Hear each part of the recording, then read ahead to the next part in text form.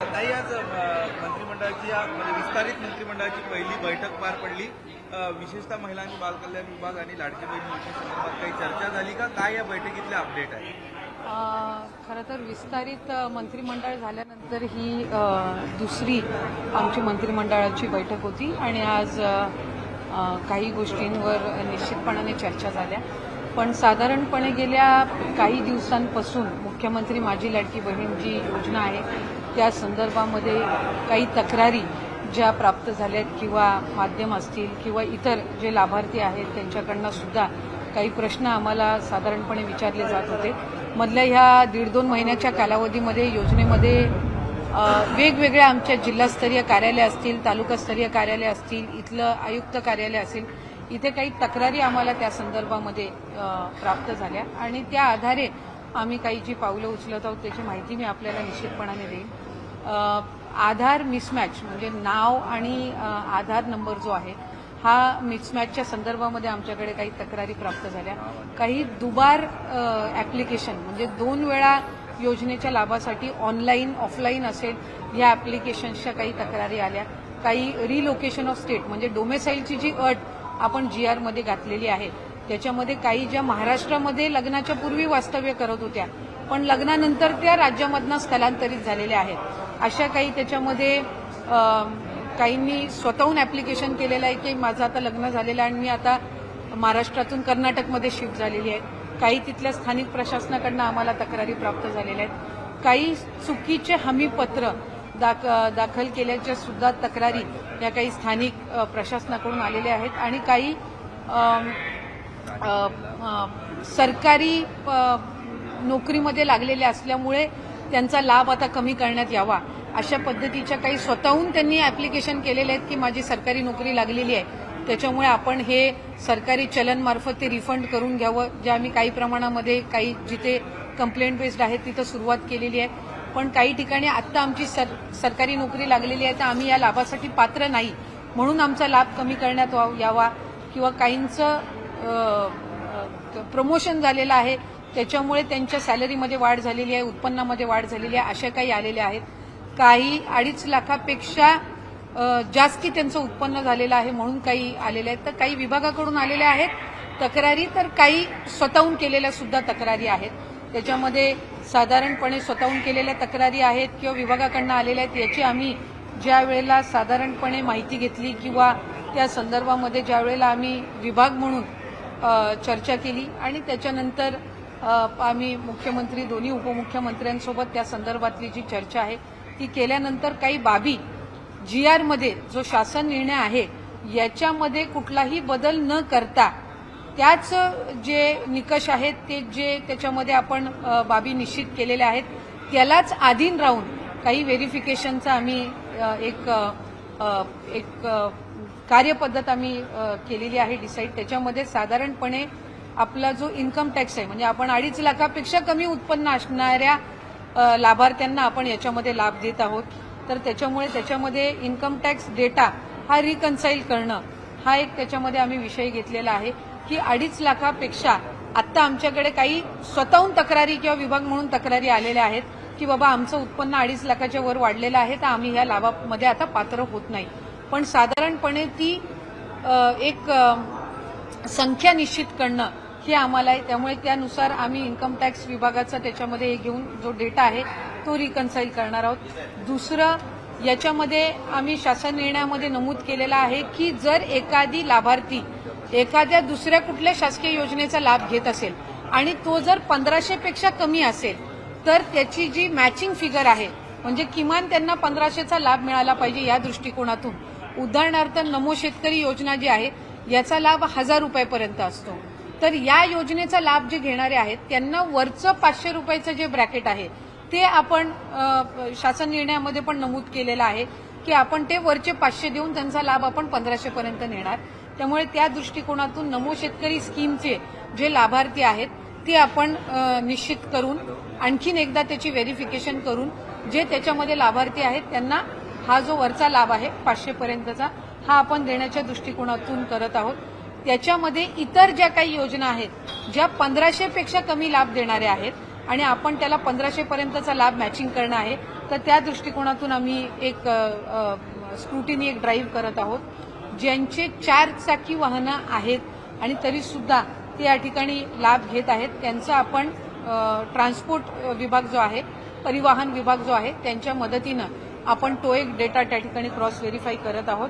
ज्यांचं नावाचं मिसमॅच झालेलं आहे म्हणजे आधार कार्डवर नाव वेगळं आणि स्पेलिंग आणि त्यांचं बँकचं खातं जे आहे त्याच्यावर त्यांची स्पेलिंग ही वेगळी आहे, ती एक क्रॉस व्हेरिफिकेशन आपण करत आहोत. आणि आम्ही केंद्र सरकारकडे किंवा आपल्या सेंट्रल गव्हर्नमेंटकडून आधारचं एक अप्रुव्हल आपल्याला लागतं KYCसाठी. तर ती एक आम्ही त्यांची परवानगी आल्यानंतर ती एक आम्ही सुरुवात करत आहोत. त्यामुळे या 5 बाबींवर आपण साधारणपणे जे आम्हाला कंप्लेंट आलेले आहेत, मग काही कंप्लेंट पालघरमधून आलेले आहेत, काही यवतमाळमधून आलेले आहेत, काही फलटण साताऱ्यामधून आलेले आहेत, काही वर्ध्यामधून आलेले आहेत. तर या ज्या साधारणपणे कंप्लेंट्स आलेल्या आहेत त्याच्या आधारे आपण या 5 बाबींवर चौकशी किंवा एक क्रॉस व्हेरिफिकेशन आपण सुरू करत आहोत. याच्यामध्ये कुठेही आपण जो शासन निर्णय मूळ काढला होता याच्या कुठलेही निकष किंवा त्याच्यामध्ये कुठलेही बदल आपण करत नाही आहोत. फक्त जे निकष आम्ही GR मध्ये ठेवलेले होते त्याला अनुसरून ज्या काही तक्रारी आलेल्या आहेत त्या 5 बाबींवर आपण लक्ष केंद्रित करून ही पुढची जी काही व्हेरिफिकेशनची पद्धत आहे ती आपण करत आहोत. पण काही विचाराधीन आहे का? तुम्ही आता सांगितलं की 4 चाकी वाहन ज्यांच्याकडे आहे तो डेटा गोळा करण्याचं काम आता केलं जाणार आहे. मग ज्यांच्याकडे 4 चाकी वाहन असतात मग त्यांना त्यांच्या महिलांना त्यांच्या घरच्या महिलांना हे मुख्यमंत्री लाडकी बहीण योजना ही लागू होणार की नाही होणार त्याच्या संदर्भात काही विचाराधीन निर्णय ते साधारणपणे मी म्हटल्याप्रमाणे मूळ GRला आम्ही कुठेही हे करत नाही आहोत. त्या मूळ GR मध्ये असं आहे की ज्याचं दुचाकी वाहन आहे त्या पद्धतीनं त्यांना लाभ मिळेल. त्याच्यामुळे ज्या नियमानुसार तुमच्या GR नुसार जे लाभार्थी या क्रॉस व्हेरिफिकेशन मध्ये असणार आहेत त्या पद्धतीनं ते कंटिन्युएशन असणार आहे. परंतु ताई तुम्ही 2100 रुपयांची संपूर्ण 2100 मिळणार अशा पद्धतीचं निवडणुकीपूर्वी एक आश्वासन दिलेलं होतं. ते आश्वासन जनतेला हे सरकार कधीपर्यंत पूर्ण करणार आहे? तो 2100चा हप्ता मिळणार का महिलांना? त्या संदर्भातली भूमिका पण राज्याचे मुख्यमंत्री देवेंद्रजी फडणवीस साहेबांनी, उपमुख्यमंत्री शिंदे साहेबांनी आणि दादांनी सुद्धा स्पष्ट केलेली आहे की नवीन अर्थसंकल्प आपण शेवटी ज्या वेळेला रकमेची वाढ किंवा इतर बाबी म्हणत असतो त्या रँडमली वर्षाच्या कुठल्याही कालावधीमध्ये होत नसतात. आम्ही ही योजना ज्या वेळेला जाहीर केली त्यावेळेला सुद्धा ती बजेटमध्ये ती योजना आपण आणलेली होती आणि तिथून ती सुरू झालेली होती. त्याच्यामुळे नवीन अर्थसंकल्पीय अधिवेशन ज्या वेळेला येईल, ज्या वेळेला बजेट तयार केलं जाईल त्या संदर्भातला जो सकारात्मक निर्णय आहे तो त्यावेळेला निश्चितपणाने घेण्यात येईल. परंतु आता 2.5 कोटी महिला या संपूर्ण योजनेचा लाभ घेतात आहेत. जे अनावश्यक पद्धतीने ज्या महिला या योजनेचा लाभ घेतात आहेत किंवा त्यांचं उत्पन्न अधिक आहे ते कमी दाखवतात याची सगळी स्क्रुटिनी अधिकारी कधीपर्यंत करतील आणि कधीपर्यंत जी 2.5 कोटी महिलांची संख्या आहे ती काही खाली होऊ शकते का? म्हणजे लाभार्थ्यांची पात्रतेची संख्या कमी होऊ शकते का? आता जी आपण काही आमच्याकडे ज्या तक्रारी आल्या त्या काही स्वतःहून केलेल्या आहेत, काही आम्हाला स्थानिक प्रशासनाकडनं त्यांच्या याच्यामध्ये ज्या आढळल्या त्याच्यामधून आलेल्या आहेत. पण या कम्पॅरेटिव्हली एक साचा आम्हाला देतोय की कुठल्या 5 गोष्टींकडे आपल्याला लक्ष केंद्रित करायचंय आणि त्यानुसार आपण ही व्हेरिफिकेशन किंवा या ज्या काही इन्कम टॅक्स विभागासोबतच्या जे काही उत्पन्नाचं मॅच करण्याचे असतील किंवा 4 व्हीलरच्या ट्रान्सपोर्ट विभागासोबत असतील त्यानुसार ही आपण पावलं उचलत आहोत. याच्यामध्ये ज्या पात्र निश्चितपणाने ठरतील त्यांना ही योजना लागू राहणारच आहे, त्याबाबत काही नाही. जिथं दुबार ऍप्लिकेशन झाले, डबल ऍप्लिकेशन आहे किंवा जिथे आता त्यांचं स्थलांतर झालेलं असेल दुसऱ्या राज्यामध्ये स्वाभाविकरित्या ते आपल्या शासन निर्णयामध्ये त्या पद्धतीच्या ज्या बाबी आहेत ते स्पष्ट केलेल्या आहेत. आम्ही फक्त GR अधिक काटेकोर पद्धतीनं हे करत असताना कंप्लेंट बेस जात आहोत. कारण सुरुवातीला सुद्धा मुख्यमंत्री असतील आम्ही या गोष्टीला त्या ठिकाणी ज्यावेळेला विचारणा करण्यात आलेली आहे एक बाब आम्ही स्पष्ट केलेली आहे की कुठलीही जे पाऊल आहे या योजनेबाबत ते कंप्लेंट बेस्ड असेल, कुठलीही स्क्रुटिनी असेल ही कंप्लेंट बेस्ड असेल. आज जे आम्हाला कंप्लेंट्स आलेल्या आहेत त्या आधारे आपण ही पुढची जी प्रक्रिया आहे किंवा कारवाई आहे ही आपण करत आहोत. सरसकट स्क्रुटिनी होणार नाही, सरसकट स्क्रुटिनी होणार नाही. सरसकट स्क्रुटिनी होणार नाही. मी म्हटल्याप्रमाणे ही स्क्रुटिनी कंप्लेंट बेस्ड असणार आहे. या संदर्भामध्ये आम्ही आधी सुद्धा स्पष्टता दिलेली आहे की आपण साधारणपणे अधिकाधिक गरजू महिलांना हा लाभ मिळण्याच्या दृष्टिकोनातून ही योजना आणलेली आहे. महिला आर्थिकरित्या सक्षम झाल्या पाहिजेत या दृष्टिकोनातून ही आणलेली आहे. त्याच्यामुळे ज्या काही आत्ता ज्या बाबी आम्ही नमूद केल्या या कंप्लेंट बेस्ड आहेत. या संदर्भातल्या कंप्लेंट्स या आम्हाला वेगवेगळ्या जिल्ह्यामधून प्राप्त झालेल्या आहेत. माझ्याकडे आता सुद्धा पालघरमधून आलेली असेल, धुळ्यातून आलेली असेल, डबल ऍप्लिकेशनची वर्ध्यामधून आलेली असेल, काही स्थानिक आमच्या अधिकाऱ्यांकडनं त्यांच्या निदर्शनास आलेले आहेत, काही स्वतःहून केलेले आहेत. म्हणजे एक लाभार्थी जे आहे त्यांनी आम्हाला स्वतःहून ऍप्लिकेशन केलेलं आहे की माझं आता लग्न झालेलं आहे आणि मी महाराष्ट्रातून कर्नाटकमध्ये स्थलांतरित झालेले आहे, त्यामुळे मी आपल्या या योजनेसाठी पात्र होणार नाही. एक आम्हाला जी आलेली आहे त्यांनी स्वतः दिलेला आहे की आधार कार्ड हे करत असताना मी चुकीचा नंबर त्याच्यामध्ये टाकला. ही ऑक्टोबर महिन्यातली तक्रार आहे. एक दोन तक्रारी आमच्याकडे अशा आलेल्या आहेत की मला आता सरकारी नोकरी लागलेली आहे, त्याच्यामुळे मी या योजनेसाठी पात्र आता होत नाही. त्यामुळे आपण ज्या काही बाबी करत आहोत ह्या कंप्लेंट बेस्ड आहेत. कुठेही सरसकट स्क्रुटिनी ही आपण करणार नाही आहोत, हे मला आपल्या माध्यमातून सर्व माता भगिनींना निश्चितपणाने सांगायचं. ते आम्ही साधारणपणे आज मी आणताना या प्राथमिक स्वरूपात आणलेल्या आहेत, पण याच्यापैकी डबल ऍप्लिकेशनच्या, स्थलांतरित झालेल्याच्या, उत्पन्नाच्या याच्यामध्ये वाढ झालेल्याच्या साधारणपणे 80-90% तक्रारी त्या पद्धतीच्या आहेत, म्हणजे ज्या आलेल्या आहेत त्यापैकी. आणि त्याचं आम्ही एक जे काही त्या संदर्भातली योग्य तो विचार करून आम्ही या 5 बाबी आणि या 5 बाबी या आपण GR मध्ये नमूद केलेल्या आहेत. कुठेही आपण शासन निर्णयामध्ये बदल करत नाही आहोत. कुठल्याही एका योजनेचा जर आपण लाभ घेत असाल, समजा उदाहरणार्थ संजय गांधी निराधार योजना आहे, त्याचा लाभ 1500चा आहे, म्हणून त्या ज्या लाभार्थी आहेत संजय गांधीच्या ह्या आपण लाडक्या बहीणमध्ये घेतलेल्या नाहीयेत. पण नमो शेतकरी जी योजना आहे याचा 1000 रुपयाचा लाभ आहे. आपण GR मध्येच नमूद केलेलं आहे की आपण 1500 जो फरक असेल ती फरकाची रक्कम आपण देणार. त्याच्यामुळे याच्यात आपण कुठेही GR मध्ये आपण बदल करत नाही. दुचाकी आहे आम्ही GR मध्येच नमूद केलेलं आहे, पण 4 चाकी यांनी काही कंप्लेंट्स आम्हाला आलेल्या आहेत, तर त्याच्याने आपण फक्त पॅन त्याच मुद्द्याची आपण पॅन महाराष्ट्र आपण स्क्रुटिनी करतोय. आपण कुठेही विदाऊट कंप्लेंट आम्ही स्क्रुटिनी इनिशिएट करत नाही आहोत. त्याच्यामुळे मी स्पेसिफाय केलेलं आहे की या 5 बाबी इन्कम टॅक्स म्हणजे उत्पन्नामध्ये जर वाढ झालेली असेल, 2.5 लाखाच्या पलीकडे जर कुठल्या लाभार्थ्यांचं उत्पन्न गेलं असेल तर ते आता त्या योजनेसाठी लाभार्थी म्हणून पात्र नाही आहेत. जर दुचाकीच्या वर जर कोणाची वाहनं 4 चाकीची असतील ते पात्र नाही आहेत. जर ते इंटरस्टेट जर मॅरेजेस झालेले असतील तर ते आता त्याच्यासाठी पात्र नाही आहेत. सरकारी नोकरी लागली असेल तर ते पात्र नाही आहेत. आणि आधार कार्ड आणि बँकचं हे जर नावामध्ये फरक असेल आणि त्यांनी ती लक्षात आणून दिलेली आहे तर ते पात्र नाहीत. पण याच 5 बाबींवर आपण पॅन महाराष्ट्र जे आहे ती आपण त्या संदर्भातली योग्य ती पावलं उचलत आहोत. साधारण अॅनालिटिकल जर बघायला गेलं तर आपण तक्रारी किंवा आपल्या स्थानिक प्रशासनाच्या देखील लक्षात आलेलं आहे की काही म्हणजे पात्रधारक नसतानाही काही लोकांच्या खात्यात पैसे जात आहे. याची आकडेवारी टक्केवारी किती आहे, साधारण किती टक्के महिलांना यातनं वगळलं जाईल असं वाटतंय प्राथमिकरित्या, जेणेकरून सरकारचा निधी देखील वाचेल?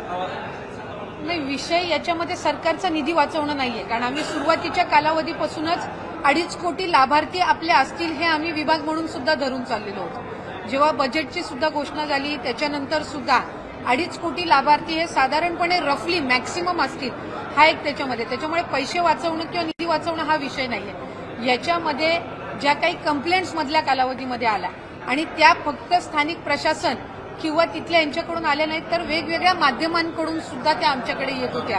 कारण बरेचसे माध्यमं सुद्धा आम्हाला हे करायची की अशा काही स्थानिक पातळीवर आम्ही मीडियामध्ये ज्या वेळेला आम्ही चर्चा करत असतो त्यावेळेला अशा पद्धतीची जी रियालिटी, तर त्यानुसार आपण जात आहोत. याच्यामध्ये कुठेही पैसे वाचवणं किंवा या सगळ्या बाबींचं हे नाहीये.